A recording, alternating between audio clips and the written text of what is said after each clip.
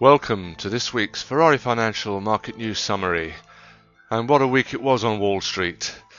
We did say last week, our last words were, there's no more upside left in this market, so play the downside this week.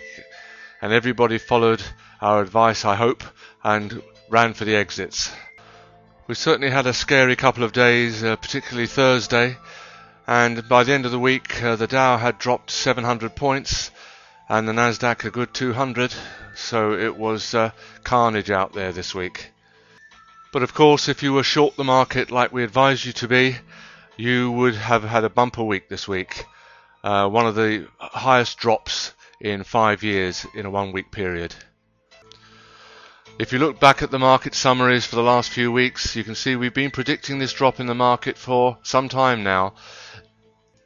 The continuing deterioration of the US housing market, a slew of rather tame earnings reports indicating that the economy is definitely slowing, have really not helped during this rather bad week. With the subprime problems, the rising cost of borrowing and the weak dollar, it was inevitable. Let's now take a look at the rather miserable chart to show you for last week.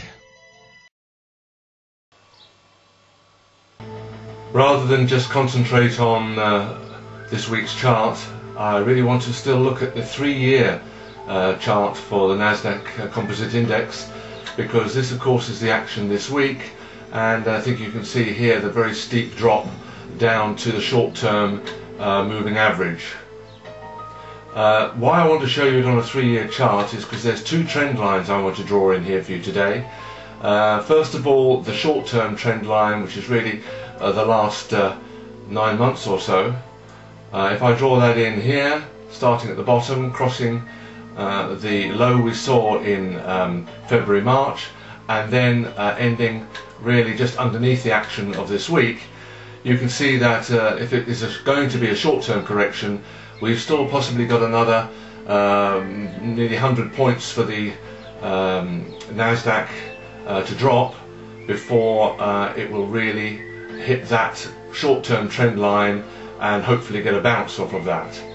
The more worrying line that I want to show you is in fact the much longer term trend line, which extends back over the 3 or 4 years, which is really more in this sort of area.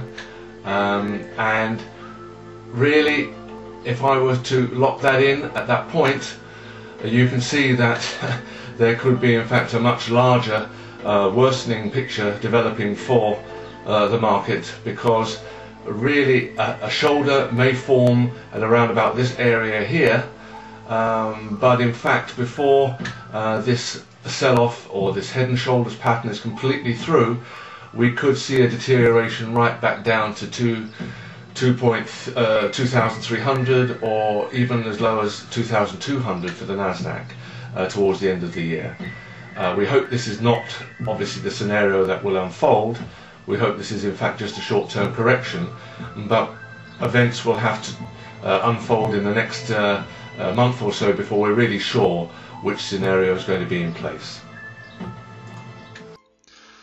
It certainly was a miserable chart for a lot of people, the market in general, but of course for Ferrari Financial subscribers, having followed hopefully our advice of being short the market, you would have had a very profitable week, of course.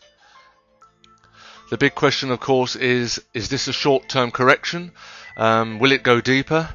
Or is this going to consolidate at this point and possibly form a long-term head and shoulders, which we've mentioned several times in the last couple of months?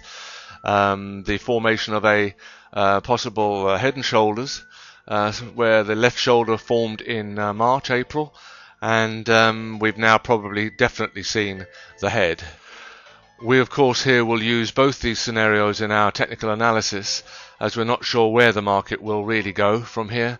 But as soon as we have a clearer picture whether this is really just a short-term correction or more likely a head and shoulders top, we will of course pass that information on to you. Our immediate feeling is though that after a brief consolidation we feel there may be another leg down to this sell-off. So until next week's market summary, it's goodbye from London.